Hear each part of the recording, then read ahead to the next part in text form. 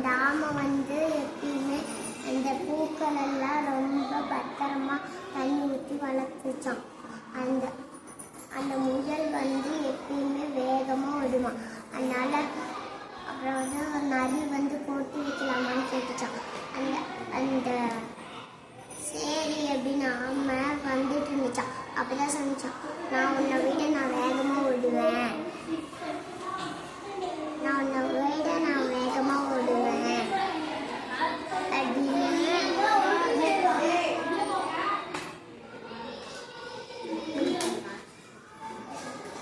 முயல் சொன்னிச்சான். அப்போ வந்து சரி அப்புறம் அப்படின்னு சொல்லி நரி வந்து போட்டு வச்சுக்கலாமான்னு கேட்டுச்சான். அப்போ வந்து ஆமை சரின்னு சொன்னோடனே அவங்க ரெண்டு பேரும் போட்டு வச்சுக்கிட்டாங்களாம். அதில் வந்து ரெண்டு பேரும் ஃபஸ்ட்டு போட்டி ரெடி ஸ்டார்ட் வந்துச்சுன்னு சொன்னோடனே ரெண்டு பேரும் போனாங்க. ஆனால் ஆமை வந்து மொல்லமாக நினைச்சான்.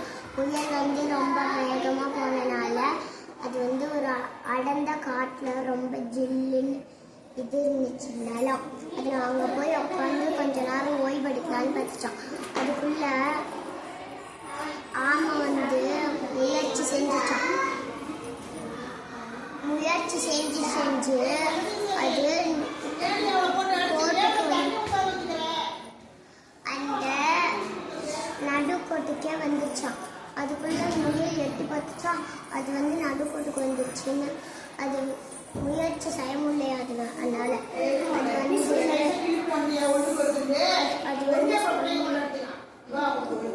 அதை வந்து